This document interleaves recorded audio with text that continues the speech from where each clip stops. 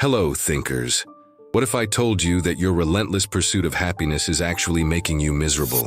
Here's a disturbing fact.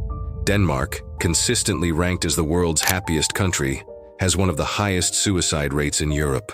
How is that even possible? You've been sold the biggest lie of the 21st century, that happiness should be your life's primary goal. But here's what's really happening. The more desperately you chase those good feelings, the more they slip through your fingers like sand. Why? Because you're fighting against your own nature. Right now, as you're watching this, millions of people are scrolling through Instagram, buying self-help books, attending happiness seminars, all desperately trying to feel better. Yet depression rates are skyrocketing. Something is fundamentally wrong with this picture, isn't it? A German philosopher named Friedrich Nietzsche saw this trap coming 150 years ago. He called the pursuit of happiness the mark of a weak mind. Sounds harsh? Wait until you hear what modern neuroscience has discovered about your brain. By the end of this video, you'll understand why chasing happiness is not just stupid. It's destroying your potential for a truly meaningful life. Are you ready to question everything you thought you knew about what makes life worth living? Let me paint you a picture that will shatter everything you believe about happiness. Sweden, Norway, Finland. These Nordic paradises top every happiness index year after year. Yet they also lead the world in antidepressant consumption. How does that make sense? Here's what's really happening. We've created a happiness industrial complex worth $4.5 billion annually. Self-help gurus promise you the secret to eternal bliss in 21 days. Apps track your mood like it's your credit score. We've turned happiness into a performance metric, and guess what? We're all failing miserably. But here's the kicker. The harder you try to be happy, the more elusive it becomes. It's like trying to fall asleep by forcing yourself to sleep. The very act of pursuing it pushes it away. Psychologists call this the hedonic treadmill, but I call it the happiness trap. Think about your own life for a moment. When was the last time you felt genuinely fulfilled? Was it when you were actively chasing happiness? Or was it when you were completely absorbed in something meaningful, something challenging, something that pushed you beyond your comfort zone? The ancient Greeks had two words for happiness, hedonia and eudaimonia. We've become obsessed with hedonia. Pleasure, comfort, good feelings. But we've completely forgotten about eudaimonia, the deep satisfaction that comes from living according to your highest potential. And this is where a brilliant German philosopher enters our story. Nietzsche looked at his contemporaries' obsession with comfort and happiness and saw something terrifying. Friedrich Nietzsche wasn't just another philosopher sitting in his ivory tower. This man lived through excruciating migraines, social isolation, and watched his own sanity slip away. Yet he produced some of the most powerful insights about human nature ever conceived. Why? Because he understood something we've forgotten. Greatness doesn't come from comfort. When Nietzsche declared, "Man does not strive for happiness, only the Englishman does that," he wasn't being sarcastic. He was diagnosing a cultural disease. He saw that the Victorian obsession with pleasure and comfort was creating weak, mediocre human beings. Sound familiar? Here's Nietzsche's revolutionary idea. Happiness is not a goal, it's a symptom. A symptom of what? Of settling for less than you're capable of. When you make happiness your primary objective, you're essentially saying, I want to feel good more than I want to become great.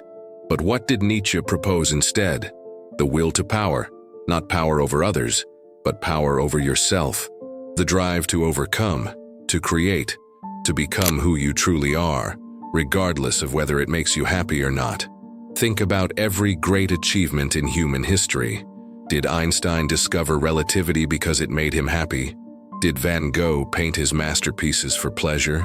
Did Martin Luther King Jr. fight for civil rights because it was comfortable? If this perspective is opening your mind to new possibilities, hit that like button and subscribe to Mind Revelation. We're just getting started on this journey of philosophical awakening. And trust me, what comes next will completely rewire how you think about success and fulfillment.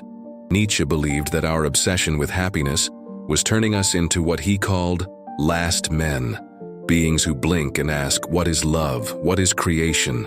What is longing? They have their little pleasures and think they've discovered happiness. But modern neuroscience is proving Nietzsche was right in ways he never could have imagined. Here's where it gets absolutely mind-blowing. Nietzsche's philosophical insights from 150 years ago are being validated by cutting-edge neuroscience today. Your brain literally wasn't designed for sustained happiness, and there's hard science to prove it. Meet your dopamine system, the chemical pathway everyone thinks controls happiness. But here's what they don't tell you. Dopamine doesn't create satisfaction. It creates wanting. It's not the reward chemical. It's the seeking chemical. Every time you get what you think will make you happy, your dopamine drops, and you immediately start craving the next hit. Sound exhausting? That's because it is. Dr. Robert Sapolsky from Stanford discovered something remarkable. Your brain adapts to positive experiences faster than negative ones. Win the lottery? You'll be back to baseline happiness within months. But lose a limb? The psychological impact lasts much longer. Your brain is literally wired for dissatisfaction, for always wanting more, for never being content with what you have.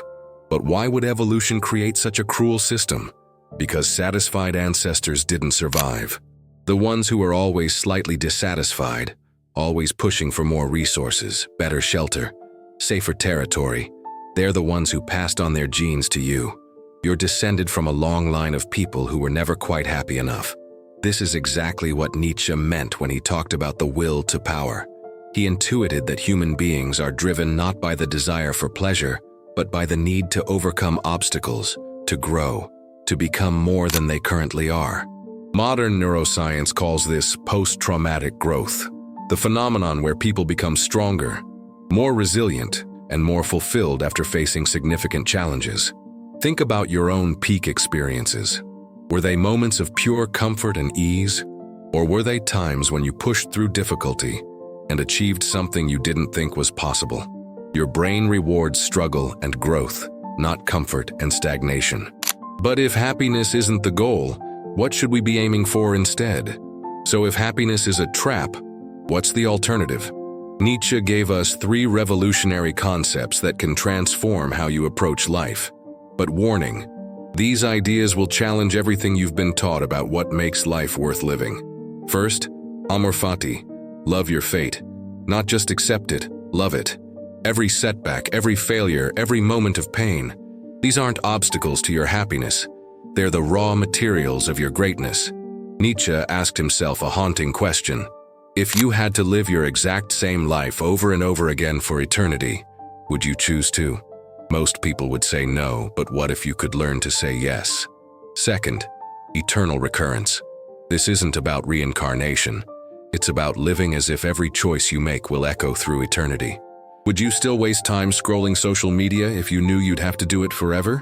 Would you still avoid that difficult conversation, that challenging project, that scary opportunity?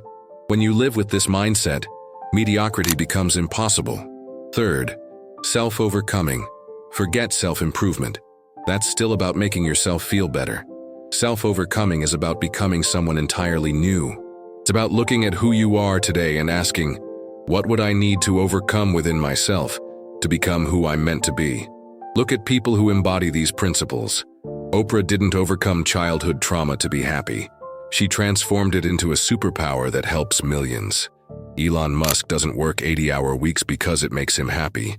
He's driven by something far more powerful than pleasure. Viktor Frankl survived Nazi concentration camps not by pursuing happiness, but by finding meaning in the most meaningless suffering imaginable. These people understood what Nietzsche meant when he said, "He who has a why to live can bear almost anyhow." They didn't chase happiness, they created meaning. And here's the beautiful paradox. When you stop chasing happiness and start pursuing meaning, fulfillment follows naturally.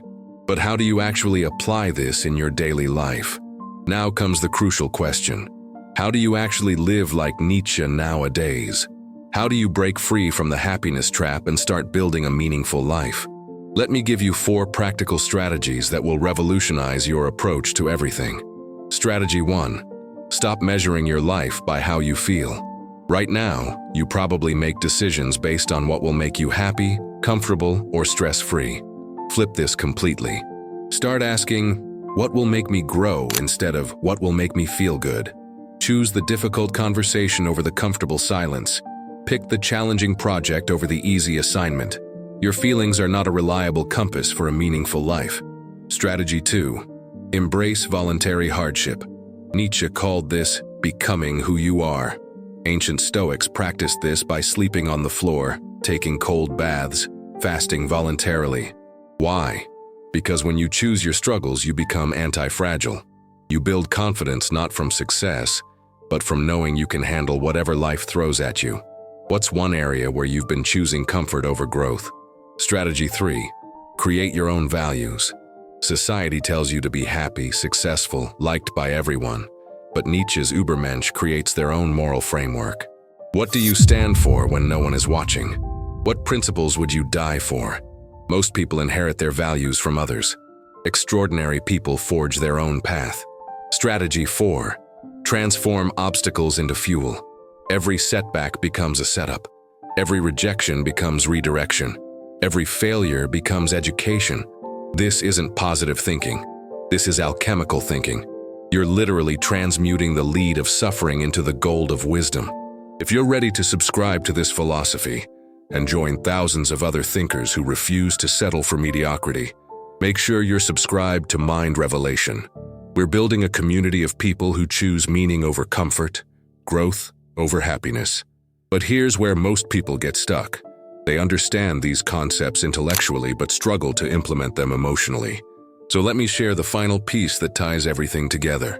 Right now, as you're processing these ideas, something profound is happening in your mind.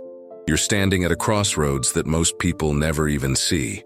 On one side is the well-worn path of chasing happiness, comfortable, familiar, and ultimately empty. On the other side is the path of meaning, uncertain, challenging, and infinitely rewarding. Nietzsche once wrote, "You must have chaos within you to give birth to a dancing star." That chaos you're feeling right now, that discomfort as your old beliefs crumble, that's not a problem to be solved. It's the birth pang of your transformation. Here's your moment of truth. What would you do if happiness wasn't the goal? What risks would you take? What dreams would you pursue? What conversations would you have? What person would you become? These aren't rhetorical questions. They're the blueprint for your new life. The ancient Greeks believed that we all have a daimon, an inner calling that demands expression. Your daimon doesn't care about your comfort zone. It doesn't care about your fears. It only cares about one thing, that you become who you were meant to be. Every great life is a work of art, not a pursuit of pleasure. Van Gogh didn't paint to be happy. He painted because he had to. Einstein didn't revolutionize physics for comfort. He did it because the universe demanded understanding. You have something unique to contribute to this world, but only if you stop asking, "Will this make me happy?" and start asking, "Is this who I am?" If this message resonates with your soul, if you feel that fire of possibility igniting within you, write the word meaning in the comments below. Let it be your declaration that you're choosing depth over surface, growth over comfort, becoming over being. You've made it this far in this journey of philosophical awakening. That alone puts you in the top 1% of people willing to question everything. You're not here by accident. You're here because your daemon is calling. The question isn't whether you'll face challenges. You will. The question is, will you let those challenges break you, or will you use them to forge yourself into something extraordinary? Your life as a work of art starts now.